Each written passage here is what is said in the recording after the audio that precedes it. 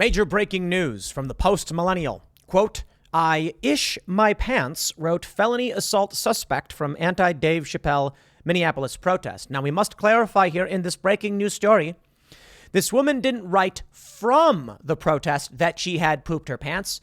The woman from the protest had previously written that she had pooped her pants. You know, I think the story may be a little crass and on the surface, maybe a bit mean-spirited. But I actually think this is an important story. Now, I know for many people, they may just laugh at the idea of one of these far-left extremists having to wear diapers because they cannot hold in their own waste anymore at the young age of 35. But I think this actually explains a lot, to be honest. Now, this individual is not a good person. This person is a far-left militant arrested on suspicion of felony assault and riot against Dave Chappelle's comedy show. This is a bad person. But when I saw this story, for one, I did laugh. Misfortune of others can sometimes be funny. It's called Schadenfreude, because this is a bad person. But I also felt a little sympathy, because perhaps the reason behind what drives these people is stories like this. I'll just put it this way. You know, look, a person commits a crime, you lock him up, okay? This person, I don't think has been charged with anything, so we'll see. But this is one of the extremists that threatened Dave Chappelle's event and got it shut down. Not a good person. We got to understand why they do these things, and maybe we can then solve the problem. You may not want to give sympathy to people. You don't have to like them, but understanding them is very important. And the question is this: is it possible that the reason people like this are so angry is because, in this instance, this woman cannot hold in her own poop, okay? Now, again, many of you may find that silly, funny, or experience Schadenfreude. That is, Schadenfreude, for, I think most of you know what it is. It is the pleasure derived from knowledge of someone else's pain, particularly an enemy of yours or an opponent or a rival. No, what I mean to say is, this person may be suffering some ailment and seeking an outlet for their anger, because who can you be mad at when you don't poop properly? I'll say it again. A 35-year-old individual finding out that during work they can't hold in their own waste is going to just be disheveled, angry, dejected, shunned, and they're going to find whatever outlet they can for their anger. Now, the actual story here is from Fox 9. No charges yet for protesters arrested outside the Dave Chappelle show. Some of these people were charged with utter nonsense. I'm just going to say it outright. Take a look at this story, and then we'll talk about Antifa's inability to hold in their bodily waste. The protesters arrested by Minneapolis police outside Dave Chappelle's show Friday at the Varsity Theater have all been released without being charged, though the cases still remain open. So far, police and jail records indicate that 5 people were arrested at the protests, which were in response to comments Chappelle made last year questioning trans identity. 2 of those arrests were on suspicion of vandalism, possibly related to sidewalk chalk. Hold on there a minute. No. Arresting people for sidewalk chalk? Come on. You spritz a little water on it and it's gone. Now, if they're doing like some kind of permanent vandalism, that I get, but sidewalk chalk. A 3rd person was arrested on suspicion of 4th-degree assault. Now that's significant. Less than substantial bodily harm and riot. A 4th on suspicion of assault and riot, and a 5th person on suspicion of fleeing from police and riot. All but 2 were quickly released over the weekend. Activists organized a campaign on Twitter asking people to call the Hennepin County Jail to release the 2 of the protesters who are still incarcerated at the time. On the other side of the political spectrum, a prominent right-wing social media personality, Andy Ngo, highlighted the cases for his 1 million followers, describing the protests as violent and ultra-left-wing, while conservative U.S. media outlets, and conservative British tabloid also covered the arrests. In a city where violent crime is an almost daily occurrence, the incidents in question here could be seen as minor. But considering the amount of public attention and speculation they received, as well as the fact that MPD's ability to respond to appropriately and effectively to protests has been repeatedly called into question in recent years, we decided to take a closer look. They say, so what happened? Police haven't forwarded the cases to prosecutors. That's interesting. That's what should be happening. One person responding to No says, there's a good reason reputable journalists don't say someone has been charged with a crime just because they've been arrested on suspicion of a crime. As of right now, Rachel hasn't been charged with any crime, so this tweet is false. Andy No said several far-left extremists were arrested at the violent direct action against Dave Chappelle's comedy show in Minneapolis. Rachel Blank is charged with first-degree felony assault and rioting. She says she's disabled from long COVID and needs cash. Which brings us to the other story. Okay, hold on there a minute. You know, part of me, I'm not a big fan of this. Why are we writing about this person who got arrested on felony suspicion being unable to hold in their poop? Well, I kind of feel like it's an emotional jab at these people. It's meant to embarrass them, right? I guess. And so my view on this was, I don't care about that. I'm not going to make fun of someone for suffering from some kind of ailment. This woman says she has long COVID. I mean, that's horrifying. That sucks, man. I'm not happy that she's, has to wear a diaper or whatever it is she has to do. She wrote a blog saying that she pooped her pants while she was at work. She said ish, but you know what I mean. And I'm just like, yo, if you're trying to understand why these people are so angry all the time, could this not be it? And then who are they going to be angry at? They don't know. It's like, someone, a tree falls on their car. They're going to be furious, but who can you be mad at? It's nature. I think about getting hurt and stuff like that. I think about skateboarding. My hands, I'm pretty sure I broke my hand and wrist. I don't go to the doctor for it or anything. I'd probably be fine. And, I get mad. I'm angry about it. We have a little launch ramp, 2.5 to 3 feet. And I was just doing just airing into an airbag landing, and I slipped out backwards, put my hand down, and now my hand's messed up. I get angry when it happens. But who am I going to be angry at now? A mature person, you understand. There's no one to be angry at but yourself. You made these decisions. This individual says she has long COVID. Who can she be mad at? The person who gave her COVID? It was a pandemic. Everybody was getting it. Now she's having problems pooping, and she's probably losing her mind with rage, and she directs it somewhere. Dave Chappelle is a bad person. That's an outlet for my anger. I don't know. Maybe you could write music or play drums. Here's the story. The Post-Millennial writes, the far-left suspect that was arrested on suspicion of felony assault and rioting during a direct action against Dave Chappelle is asking for donations after claiming she's disabled and incontinent from having long COVID.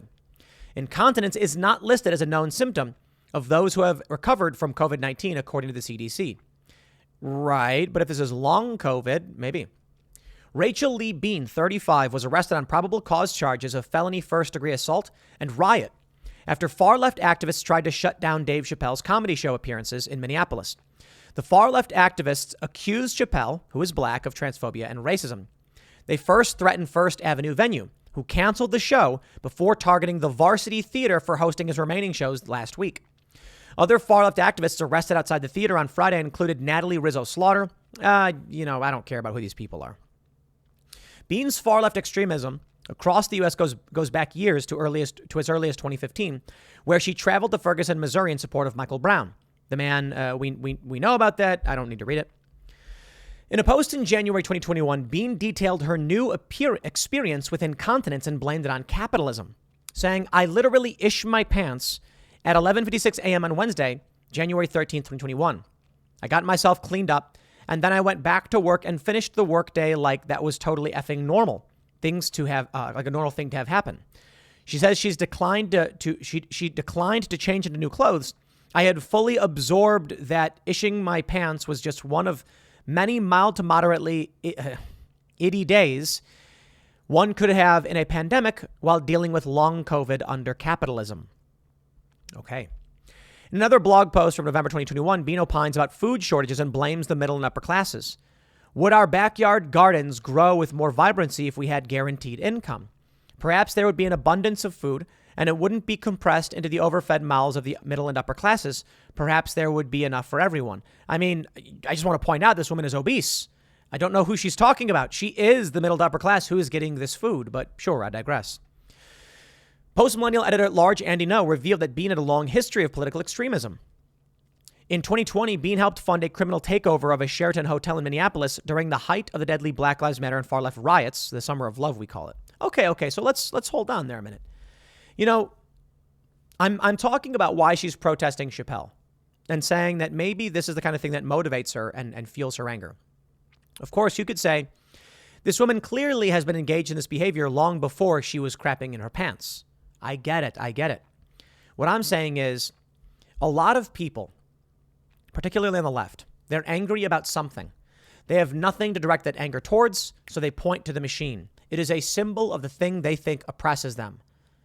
I was talking to a friend a long time ago about why people smash windows. And I said, it's not effective.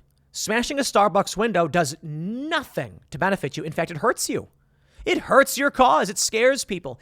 And that $10 an hour, $15 an hour worker at Starbucks doesn't understand why they can't work today. All they know is some lunatic threw a brick through their window. And my friend said, symbols. It's a symbol of what they think oppresses them. That's why they do it. They're attacking that symbol, and they're not accomplishing anything from it. You're right. So this person feels oppressed for some reason. Why? Well, they read something online. They're angry because of their life is just not good, and they take it out violently. Now, let's be real, and let's get a little dark. A person like this would not survive 200, 300 years ago. And so we may be looking at an emergent phenomenon that I believe will probably just occur with any successful life organization or organism system. 200, 300 years ago, if you could not hold in your waist, you were in trouble. If you were obese and unable to work or something like that, you were in trouble. A lot of people died. They say the life expectancy was really low, but it's not low because people would, die of illness or whatever.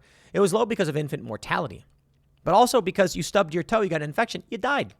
Time to amputate. We have to do it. Otherwise, you'll get an infection. It's kind of crazy to me because when you amputate, aren't you just getting a worse wound? I guess. Maybe not. Maybe they amputated and somehow did something right. I don't think they washed wounds back then, but it's kind of crazy. Couldn't you just... I guess it was the fragments that were in it. They couldn't get it all out. They could cut off your leg and then cauterize the wound. Oh, man, absolutely brutal. Life was tough back then. Well, we've done something. We made everything comfortable. We made everything good and safe. And now, obese individuals who probably would not have survived 200 years ago, or let's be real, they probably would not have been obese in the first place, are now walking around crapping in their pants, struggling. They're angry. So what happens? They have to attack something. What I think happens to a civilization, to a society, is that life is hard, life is challenging. Eventually, you get to a point where life is safe. Safe life allows people of low merit to survive. Why? Because we want people to live. Those low merit people eventually form a political mass, challenge the system that was so successful, and then destroy it, inadvertently or otherwise. And then everything starts crumbling down. And that's what I see here. These individuals of low merit, of low production, just consuming and wasting resources and crapping in their pants, and they're angry and they're damaging everything that made life so good. So be it, I guess. The strong will survive. Those most attuned to adapt will survive. And so, I'll give you an example. I may not be the strongest, certainly can't lift, more weights than, say, Zuby. He's the women's deadlift champion, apparently. But I am adaptable. I do read a lot, and I got out of the cities when I saw the cities were getting bad. And that's adaptation. So obviously those who are smart will survive because it allows them to adapt. But for many of these other people, instead of trying to figure out how to solve their problems and adapt to survive, they get angry, crap their pants, and then scream at Dave Chappelle, which does nothing for them, nothing for their cause. It changes nothing. In fact, it only makes their problems worse. But I'll talk about another story here in a similar vein. It's a little outside of this. But I thought it was related enough. Good riddance to celebrity hypocrite Samantha Bee. Yeah, Samantha Bee's show was canceled. What I see here is when you look at people like that woman who crapped her pants, dogma, zealotry, they're angry at something and they've formed a collective infrastructure attacking these ideas. Samantha Bee stepped out of line. So her ratings weren't going down. In fact, her ratings were comparable to much of other shows. Why did they get rid of Samantha Bee's show? Well, apparently, she's a racist. Yeah. Crying racist while opposing integration of her children's school. It's another big element of what the left is. Fall in line or else. We are mad at something. You must be mad at the same thing. And so this is my point. Why is it that this woman complaining about food when she herself is obese and crapping her pants, why is she targeting the same, these groups? Why is she marching in lockstep? Why isn't she angry at the food companies? Why isn't she screaming at General Mills? Why is she going to a Dave Chappelle concert? It's generic. Mindless, that's why. Mindless zombies. One, that are fueled by the likes of Samantha Bee and then are eviscerated by the very same audience if they dare step out of line, which is why I don't think these people will change. They've found something to be angry at, and you better not cross that line. For Spectator World, Stephen Miller writes, at one point, Samantha Bee was hailed as Jon Stewart's heir at The Daily Show. Quite honestly, she probably should have gotten the job. Instead, she ended up bolting Comedy Central for TBS, where she injected her sardonic brand of faux journalism into a format largely dominated by men. But just as with all late-night comedy shows, the Trump years turned her and her fellow hosts into progressive scolds and their audience into clapping seals. I coined the phrase late-night group therapy for libs to describe what these hour-long sessions continue to be, as they ignore the follies of Joe Biden and Kamala Harris in favor of mouth-agape admonishments of the former president. Very nice. Mouth-agape. The field is too crowded, yet here's what I love. I love that he says this. He says, it would be inaccurate, however, to credit Bee's transformation from sarcastic comedian to angry and insufferable harridan as the main source of her downfall or the driving force of her ratings cratering over the past couple of years. I like that word, harridan. It means a belligerent woman. Harridan. He goes on to mention that Samantha Bee was opposing integration in schools. He says Bee's show wasn't canceled because of poor ratings. Several cable infotainment shows hover around the same figures Bee had. Her problem was that her audience, which demands political fealty in its comedic therapy, had abandoned her and refused to defend her. The lesson here is to never step out of line and never go against the mob. Colbert would never abandon the woke the way Bee did. Kimmel will keep poking fun at Ted Cruz or something. John Oliver will elicit agreeable chin strokes from the media elites, and Jimmy Fallon has paid his penance for ruffling Donald Trump's hair in 2016. Yet Bee never outright addressed her objections to school integration, and her audience simply went away. Good riddance. It's a cult. That's my point. It's a cult. You see the video of Kamala Harris saying, "My name is Kamala Harris. I am a woman in a blue dress and my pronouns are she, her." It's a cult. Okay, let me explain. The woman crapping her pants. What is she protesting? Nothing related to what she's mad about. Dave Chappelle. Samantha Bee steps out of line. Her show's gone. Kamala Harris. She said, I'm a woman. My pronouns are she, her, and I'm wearing a blue dress or whatever, sitting at a table. Is that for blind people? So what about people who are born blind and don't know colors? Okay. And then you have people who went blind later in life. I guess that helps them, but that's a tiny, tiny, tiny percentage of people. Is it really necessary? Are those people shocked and offended or grateful that they're hearing her say such a thing? I don't think most of them even care. And what about deaf people? She was wearing a mask the whole time. Couldn't read her lips. Thanks, Kamala. One lady was wearing a see-through mask. Absolutely insane. Yo, it is a cult. And that's really it. It's angry people who are, like the reason Kamala Harris does this is not for anyone's benefit. It's because angry people are screaming in their ears relentlessly. And they're worried they'll get the Samantha Bee treatment. Bye-bye, Samantha Bee. Your show is canceled. You were awful anyway. And this may be the future, but it also may not be.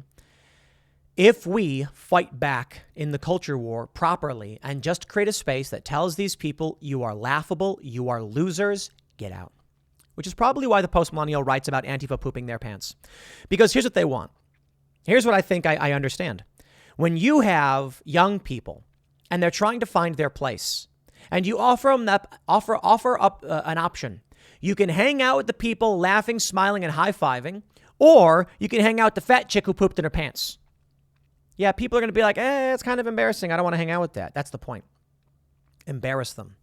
This is the game they play. And it's about time we played a similar game. As I mentioned, this is what we're doing at timcast.com.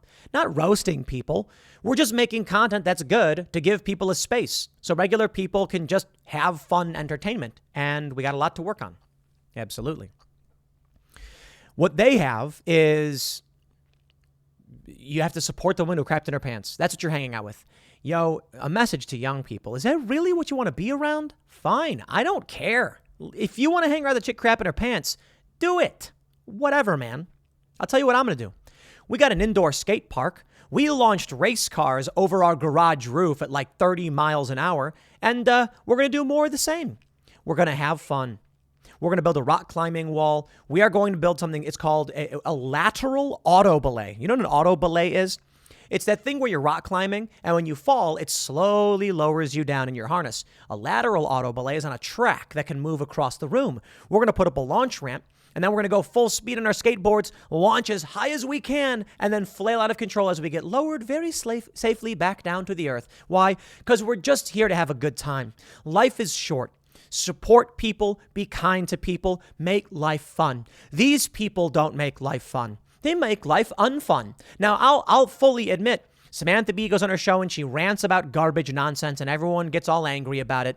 I do a show here and talk about how nasty these people are and how bad things are. Sure, I suppose it can be a downer, which is why we're making a comedy show, why we're doing a history, true crime, paranormal mystery show, why I say mystery twice, and why we're doing a Freedomistan show, which is going to be fun, funny, action, adventure, because I want to make sure we're not just being angry all the time and we're having a good time.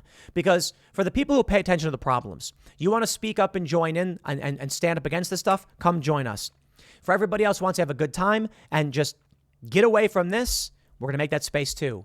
And in the end, young people will look at that and say, you know, the lady who crapped her pants is kind of boring, uncool, and angry all the time. Can I hang out with you guys? You guys are doing backflips into foam pits. We got you, buddy. Head over to timcast.com to support our work in that effort. And don't go to antifacrappedtheirpants.com. I don't know if that's an actual website. Maybe it will be. And don't go there. Unless that's what you're into, and I'm sure some people are, I guess, but whatever. I'll leave it there. Next segment's coming up at 4 p.m. over at youtube.com/Timcast. Thanks for hanging out, and I'll see you all then.